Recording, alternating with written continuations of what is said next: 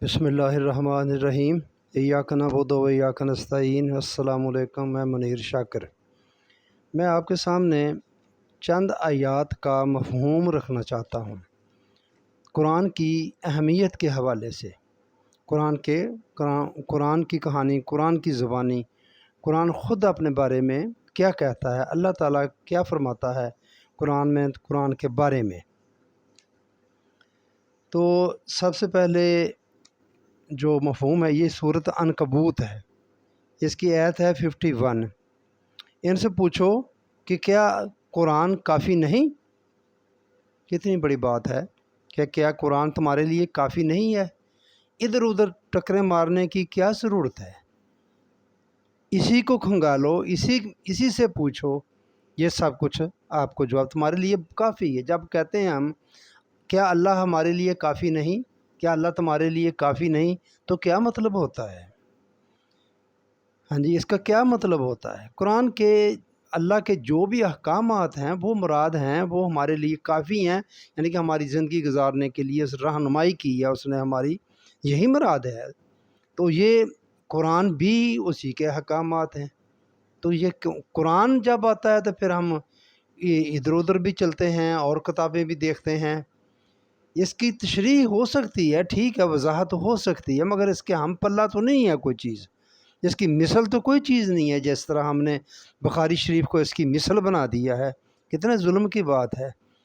कुरान कहता है कि काफिरों से चैलेंज करता है अल्लाह ताला कि ये किसी बंदे का गढ़ा हुआ नहीं है, तो उसके जवाब में अल्लाह ताला कहता है कि चलें, ये तुम समझते हो कि किसी बंदे का गढ़ा हुआ है, मोहम्मद सल्लल्लाहु अलैहि वसल्लम बशर हैं, तो तुम भी गढ़ लाओ, तुम भी एक आयत भी इसके मुकाबले की मिसल इसकी ले आओ। और साथ ही चैलेंज कर दिया कि तुम नहीं कर सकोगे, तुम नहीं ला सकोगे। वो नहीं ला सके, लेकिन हमने पूरी किताब ले आए उसकी मिसल, कुरान की मिसल, और पूरा एक मसलक उस पर खड़ा है, पूरे का पूरा, जो फ़ख्र करता है कि हम अहले हदीस हैं, उस पर फ़ख्र करता है। तो ये कहता है, ये आयत जो आप 51 है, क्या कुरान तुम्हारे लिए काफ़ी नहीं है।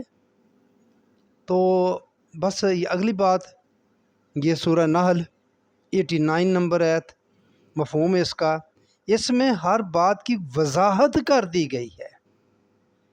कुरान से ये भी नहीं मिलता, कुरान से वो भी नहीं मिलता, क्या करें। नमाज का तरीका नहीं पता चलता कि इसमें क्या है क्या नहीं है, फिर क्या कर रहे हैं हम। ये कुरान तो कहता है इसमें हर बात की वजाहत कर दी गई है, फिर क्या बाकी बचता है। अगर नहीं मिलता तो फिर हमारी कजरवी है, हमारा कोई खलल है, हमारी कोई कमज़ोरी है, हम उस नहज पे सोच नहीं रहे या सोचते नहीं है। ये दूसरे लफ्ज़ों में ये तो फिर नफ़ी होती है इस बात की कि अल्लाह फरमा रहा है इसमें हर बात की वजाहत कर दी गई है, हम कहते हैं ये चीज़ वाज़ेह नहीं है। तो सीधी सी बात है, जिसकी वजाहत नहीं है तो उसके पीछे ना पड़ो। अगली बात अल क़ियामा की आयत नंबर 19 का मफ़हूम है, ये वजाहत ख़ुद अल्लाह के ज़िम्मे है। वजाहत अल्लाह ने कहा, अल्लाह ने कोई फ़र्दन किसी के सामने वजाहत नहीं की, ये अल्लाह के ज़िम्मे है, तो अल्लाह ने अपना ज़िम्मा पूरा कर दिया। वजाहत करना अल्लाह के ज़िम्मे है, तो पूरा कैसे कर दिया। कुरान में मौजूद है, अब भी हमारे सामने मौजूद है। ये वही कुरान है जो नबी करीम सल्लल्लाहु अलैहि वसल्लम पर नाज़िल हुआ, वही कुरान हमारे हाथों में है। आगे है ये सूरत बकरा की 159 नंबर आयत, अल्लाह ने इंसानों के लिए वजाहत की है। चलें, ये भी इसमें और भी वाज़ेह हो गया कि इंसानों के लिए वजाहत की, हमारे लिए वजाहत की। कितनी बात बार बार बयान कर रहा है अल्लाह। तसरीफ़ आयात का भी यही है ना, हमने आयात को फेर फेर कर बयान किया है ताकि तुम बात को समझ जाओ। तो इंसानों के लिए वजाहत की है, इंसान बने हम और इस वजाहत को समझने की कोशिश करें। आगे है ये सूरह नहल की आयत 64। रसूलुल्लाह सल्लल्लाहु अलैहि वसल्लम इख्तलाफी अमूर की वजाहत कुरान ही से करते थे। ये बात आप बुनियादी तौर पर समझ लें कि जितनी भी इल्हामी किताबें आई हैं, ये सारे इख्तलाफ ख़त्म करने के लिए आई हैं। शुरू ही सिलसिला उस वक्त हुआ है। ये सूरह बकरा की 213 नंबर आयत, तुम पहले एक ही कुनबा थे, پھر تم میں اختلاف شروع ہوا تو اس اختلاف کو مٹانے کے لیے انبیاء کرام کا کتابوں کے ساتھ سلسلہ شروع ہوا بنی آدم کی ہدایت کے لیے۔ جب تم میں اختلاف شروع ہوا، اور یہ بات ذہن میں رکھ لیں کہ جب پہلا پیغمبر آیا، پہلے پیغمبر نے نبوت کا دعویٰ کیا تو اس وقت انسانوں کا ایک گروہ موجود تھا، یہ بات ذہن میں رکھنے والی۔ تو اختلافی امور، بعثت، انبیاء کرام کی بعثت کا مقصد، ایک تو اللہ نے یہ وضاحت کی بات کی ہے سورۃ بقرہ کی آیت نمبر 38 میں، آدم و حوا کے لیے اس وقت ٹھیک میری آئے گی ہدایت تمہارے پاس، تم غمگین نہ ہو، فکر مند نہ ہونا، میری ہدایت تمہارے پاس آئے گی، جو اس پر چلے گا تو اس کو کوئی غم اور حزن اور ملال نہیں ہوگا، میری ہدایت پر عمل کرو گے تو نہیں ہوگا، آئے گی تمہارے پاس۔ ایک تو انبیاء کرام کا سلسلہ، اس وعدے کے مطابق یہ فرمایا ہے اللہ تعالیٰ نے انبیاء کرام کو کتابیں نازل کر کے، اور یہ اس وقت شروع ہوتا ہے، یہ شروع اس وقت ہوتا ہے جب بندوں میں اختلاف شروع ہوتا ہے، ایک اختلاف کو مٹانے کے لیے یہ سلسلہ شروع ہوتا ہے، کتابیں آئیں اختلافات کو مٹانے کے لیے۔ یہ اس آیت میں سورہ نحل کی 64 نمبر آیت میں قرآن کے بارے میں ہے، قرآن ہی سے کرتے تھے، یعنی کہ اختلافی امور کو ختم کرنے کے لیے قرآن سے رہنمائی، قرآن ہے تو یہ ہمارے اختلاف کیوں نہیں ختم ہو رہے؟ جب ایسی بات کرتے کہتے کوئی اختلاف نہیں، فروعی اختلافات ہیں، تو اختلافات کا عالم دیکھ لیں، ہمارا ایک دوسرے کا کیسی دشمنیاں ہیں ہماری ایک دوسرے کے ساتھ، دلوں میں کتنی قدورتیں ہیں، کہ یہ مومن کی قدورتیں ہو سکتی ہیں؟ جو مومنوں کے دلوں میں جو قدورتیں، یہ ہمارے جو مسلکوں میں ایک دوسرے کے ساتھ قدورتیں ہیں، دیوبندی، وہابی اور یہ بریلوی اور شیعہ اہل تشیع جو ہیں، یہ آپس میں جو ایک دوسرے کے ساتھ رکھتے ہیں، یہ قدورتیں کیا جائز ہیں؟ تو اسی چیز کو ختم کرنے کے لیے قرآن آیا تھا، تو قرآن کی وضاحت قرآن سے وضاحت فرماتے تھے، امور کو نپٹاتے تھے، تو ہمارے اختلاف تو نہیں یہ ختم کر رہا، تو پھر کیسے ختم کرے گا؟ یہ الماریوں میں پڑا ہوا، غلافوں میں لپٹا ہوا، یہ ہمارے اختلافات ختم کر دے گا، اس کی برکت سے ختم ہو جائیں گی، یہ کیا بات ہوئی؟ اور بھائی اس کو پڑھیں گے، کھولیں گے، سمجھیں گے، پھر پتہ چلے گا۔ آگے ہے آگے مفہوم ہے، 2 آیات ہیں، مفہوم ان کا ایک جیسا ہی ہے۔ قرآن ہی سے نصیحت کرتے تھے، نبی اکرم صلی اللہ علیہ وآلہ وسلم پہلی بات سے ملتی ہوئی، وہاں اختلافی امور کی وضاحت قرآن سے کرتے تھے، یہاں قرآن سے ہی نصیحت کرتے تھے۔ سورہ انعام کی 19 ہے اور قاف کی 45 نمبر یہ آیت ہے، قرآن ہی سے نصیحت کرتے تھے۔ یہ 45 کھول لیں، دیکھ لیں، قرآن انعام کی 19 نمبر دیکھ لیں، یہ بالکل واضح 45 میں آپ کو حکم کیا گیا کہ آپ اسے قرآن سے نصیحت کریں۔ تو آپ جب بھی کوئی بات فرماتے تھے، کرتے تھے، تو قرآنی آیات ہی بیان فرماتے تھے لوگوں کو، قرآن سے ہی نصیحت کرتے تھے۔ قرآن خود بھی یہ بات کہہ رہا ہے، یہ بات ہے کہ ہم قرآن کو کھولیں تو ہمیں کوئی پتہ چلے، اس میں کوئی بات نہیں چھوڑی، یہ کہ چھوٹی سی بات ہے، اس میں کوئی بات نہیں چھوڑی۔ یہ انعام کی 38 نمبر آیت کا مفہوم ہے، اس میں کوئی بات نہیں چھوڑی۔ اب میرے بھائیوں، ہم کہتے ہیں فلاں چیز نہیں ہے، فلاں چیز نہیں ہے، قرآن دعویٰ کر رہا ہے کہ اس میں ہم نے کوئی چیز نہیں چھوڑی، ہر چیز کا بیان کر دیا ہے۔ تو پھر کیا مطلب ہے جب ہم کہتے ہیں فلاں چیز نہیں ملتی، فلاں کی وضاحت نہیں ملتی، تو پھر ہم اس آیت کو نگیٹ کر رہے ہیں، نفی کر رہے ہیں، ایک طرح سے رد کر رہے ہیں اس بات کا۔ تو اس میں کوئی بات اللہ کہتا میں نے چھوڑی نہیں، جو تمہارے لیے ضروری ہو تمہاری زندگی گزارنے کے لیے، میرے احکامات جو جتنے ہیں میں نے سب کچھ اس میں بیان کر دیا ہے، کوئی بات نہیں چھوڑی، کوئی بات نہیں چھوڑی۔ کتنی بڑی بات ہے یہ، انعام کی 38 نمبر۔ جو باتیں قرآن میں نہیں ان کے متعلق نہ پوچھا کرو، المائدہ کی 101 نمبر آیت ہے، پھر وہی بات ہی ہے، آپ خود دیکھ لیں کہ جو باتیں قرآن میں نہیں ہیں، آپ دیکھیں کچھ تو ہے نا جو نہیں ہے، کچھ ہے مثال کے طور پہ میں آپ کو بات کہتا ہوں کہ قرآن میں داڑھی کا ذکر نہیں ہے، قرآن میں پگڑی باندھنے کا ذکر نہیں ہے، اور بھی بہت ساری چیزیں ہیں جن کے پیچھے ہم پڑے ہوئے ہیں کہ نہ پوچھا کرو ان پر، قرآن کہتا ہے ان کے بارے میں نہ پوچھا، جن کا ذکر نہیں کیا ان کا دین سے تعلق نہیں ہے۔ میں تو یہ کہتا ہوں میرے بھائیوں، آپ داڑھی رکھ لیں، الحمدللہ میں نے رکھی ہے، آپ بھی رکھ لیں، ٹھیک ہے، اچھی بات ہے، نبی کی بھی تھی، ٹھیک ہے جی۔ لیکن جن بھائیوں نے نہیں رکھی ہوئی یا نہیں ہے، ان کو گور کے نہ دیکھیں، ان سے نفرت نہ کریں، قدورت نہ دل میں رکھیں، کوئی بات نہیں ہے۔ کسی نے پگڑی نہیں باندھی ہوئی، سر پہ ٹوپی نہیں لی ہوئی، نفرت سے نہ دیکھیں اس کو، جو کوئی ایسے ہی نماز پڑھ لیتا ہے، کوئی بات نہیں، یعنی کوئی قرآن میں اس کا ذکر نہیں ہے کہ آپ نے پگڑی باندھنی ہے، آپ نے ٹوپی لینی ہے، آپ نے جو چیز کا ذکر نہیں ہے، داڑھی ہے، کوئی ذکر نہیں ہے قرآن میں اس کا۔ اور بہت ساری چیزیں ہیں جن خاص کر ہم کے جو مسلکی شعار ہیں، امتیازات ہیں، ہم ان کے پیچھے پڑے ہوئے ہیں۔ موسٹلی 99 سے بھی زیادہ % ان میں وہ چیزیں ہیں جن کا قرآن میں ذکر ہی نہیں ہے۔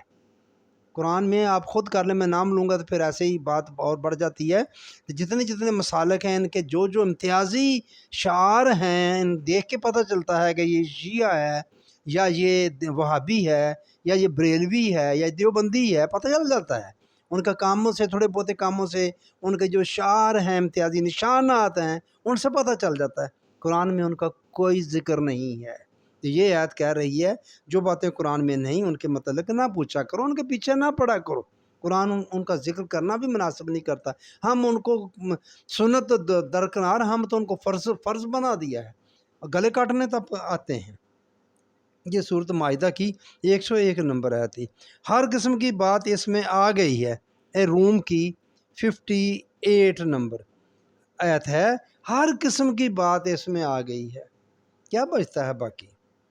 جو قرآن میں نہیں اسے شریعت بنا دینے والے اللہ کے شریک ہیں۔ شورا کی 21 نمبر آیت کا مفہوم ہے، قرآن میں نہیں اسے شریعت بنا لینا۔ کتنی باتیں ہیں ہم نے بنائی ہوئی، ان کو شریعت کا حصہ بنایا ہوا، جن کا ذکر قرآن میں نہیں، جو قرآن نہیں کہتا، جو قرآن میں نہیں اسے شریعت بنا دینے والے اللہ کے شریک ہیں۔ شریک کسے کہتے ہیں؟ اللہ کے بارے میں بھی جو تصور ہے وہ بھی درست کرنے والی بات ہے۔ اللہ کے احکامات ہیں، اللہ کے احکامات ہیں اصل میں، تو ان میں کسی کو شریک کرنا یہ شرک ہے، سیدھی سی بات ہے۔ اور اس کو شریعت بنا لینا، شریعت تو اللہ کا حکم ہی ہے نا، شریعت نام ہے اللہ کے احکامات کا، کسی اور کے حکموں کو ان میں شامل کر لینا یہ شرک ہے۔ تو اس میں نبی اپنا حکم کیسے شامل کر سکتا ہے؟ نبی تو وہی بات، اتنی بات کرے گا جتنی اللہ نے کی ہے۔ تو جو قرآن میں نہیں، اب دیکھیے میں یہاں پھر بات کر دیتا ہوں وہ تھوڑی سی، دولت کے، مال و دولت کے شرعی واجبات ادا کر کے اسے جمع کرنا قرآن میں نہیں ہے۔ مگر جو ہمارے پاس شریعت ہے، جسے ہم شریعت محمدی کہتے ہیں، دین الہی کہتے ہیں، جو بھی نام ہے، جو بھی دین اسلام ہم کہتے ہیں، جو اس وقت ہمارے پاس موجود ہے، اس میں ہے کہ دولت کے شرعی واجبات ادا کر کے آپ دولت جمع بھی کر سکتے ہیں اور کر رہے ہیں، اور ان کو من مرضی سے خرچ کر سکتے ہیں اور کر رہے ہیں۔ اور یہ قرآن کہتا ہے کہ جو نہیں ہے، قرآن میں نہیں ہے، نہ رسول نے کیا ہے۔ یہ بھی بات لطف کی بات ہے کہ یہ کام دولت کے شرعی واجبات ادا کر کے بقیہ دولت کو جمع کرنا، یہ رسول نے بھی نہیں کیا، قرآن میں بھی نہیں، ہم اسے شریعت کہتے ہیں۔ کیسی بات ہے، کیسا ظلم ہے کہ اسے ہم شریعت کہتے ہیں۔ میں وہ بات پہلے کر چکا ہوں، یہاں صرف میں ٹچ دے رہا ہوں، کیونکہ جو شریعت بنا دینا اس کو ہم نے بنا دیا، کس بات کو شریعت بنا دیا؟ جو قرآن میں نہیں ہے، اور جو رسول نے کیا نہیں، خود عملی طور پر کام نہیں کیا، ایک روایت ڈال دی ہم نے رسول کی طرف سے منسوب کر کے، اس سے بات نکال لی ہم نے کہ جی شرعی واجبات ادا کریں، زکوٰۃ اور عشر ادا کریں، باقی آپ دولت جتنی چاہیں رکھ لیں، کوئی نہیں پوچھ سکتا آپ کو۔ اسلام نہیں پوچھتا تو پھر اور کس نے پوچھنا ہے؟ وہ نہیں پوچھ سکتا، وہ نہیں کہتا، تو بس بات ختم ہوگی۔ آپ خود اندازہ لگا لیں یہ شریعت کیسی خود ساختہ ہم نے شریعت بنا لی ہے۔ یہ اللہ کی شریعت نہیں ہے۔ یہ جو ہمارے پاس اب دین اسلام ہے، یہ اللہ کا دیا ہوا نہیں، بنایا ہوا ہے۔ یہ جب خلافت ختم ہوئی، ملوکیت آئی، اس وقت بنا ہے۔ یہ روایات کی بنیاد پر بنا ہے، اس وقت روایات کی ضرورت پڑی، پھر کٹھی کی گئی ساری، یہ اس وقت تدوین کی گئی یہ کتابوں کی، تو وہاں سے ایک دین بنا دیا گیا ہمارے لیے۔ تو بس میں یہاں صرف قرآن کی اہمیت کے حوالے سے بات کرنا، قرآن کی زبانی آپ کو بتانا چاہتا تھا۔ یہ چند آیات ہیں غور کرنے کے لیے میرے بھائیوں، ایک اور آیت مجھے اب صحیح اس کا ریفرنس یاد نہیں آ رہا، غالباً سورہ محمد کی ہے، کہ کیا یہ قرآن میں غور نہیں کرتے، کیا ان کے دلوں پر کفر لگے ہوئے ہیں؟ یہ بات اللہ تعالیٰ فرماتا ہے، یعنی بڑا کیسا جملہ ہے یہ کسی بات کے حوالے سے کہ یہ قرآن میں غور نہیں کرتے، غور کریں تو ان کو یہ مسئلہ حل ہو جائے۔ وہی عالم ہمارا ہے، وہ ہمیں مخاطب کیا جا رہا ہے، کیا ہم قرآن میں غور نہیں کرتے؟ ہمارے اختلافات کیوں نہیں ختم ہو رہے کہ ہم قرآن میں غور نہیں کرتے؟ کیا ہمارے دلوں پر کفر لگے ہوئے ہیں؟ آتے ہی نہیں ہے اس طرف، پتہ نہیں کیا معاملہ ہے۔ یہ کتاب کی غرض و غایت کیا تھی؟ کیوں نازل فرمائی اللہ تعالیٰ نے؟ جو اس کی غرض و غایت ہے کیا ہم پوری کر رہے ہیں؟ کہ پوری ہو رہی ہے اب ہمارے؟ یہ اچھا، اس کی حفاظت کا ذمہ قرآن قیامت تک اللہ تعالیٰ نے کیا اس کی حفاظت ایسے ہی لے لیا؟ یہ ذمہ لے لیا؟ یار کیا بات ہے یار، یہ غیر معمولی بات ہے۔ شوقیہ تو نہیں اللہ تعالیٰ کو کام ایسے ہمارے لیے کیے ہیں؟ اللہ تعالیٰ نے ہمارے لیے یہ کتاب نازل فرمائی تاکہ ہم سلامتی، اسلام کے مطابق سلامتی والے رستے پر چلیں اور سلامتی حاصل کریں اور اطمینان اور سکون کی زندگی، جنتی زندگی وہ حاصل کر سکیں۔ اس کے مطابق چلیں گے تو یہ حاصل ہوگی، مگر ہم تو اس کی طرف آتے ہی نہیں ہیں، آنے ہی نہیں دیا جا رہا۔ وہ لمبی بات ہو جائے گی، بس میں آپ کے سامنے یہی بات رکھنا چاہتا تھا۔ قرآن کی کہانی ہے، قرآن کی زبانی ہے، یہ خود ہی بتاتا ہے، آپ اس کی طرف آئیں۔ اس کے بغیر ہمارا کوئی چارہ نہیں ہے، کوئی حل نہیں ہے، اور کچھ بھی حل نہیں ہو سکتا اس کے بغیر۔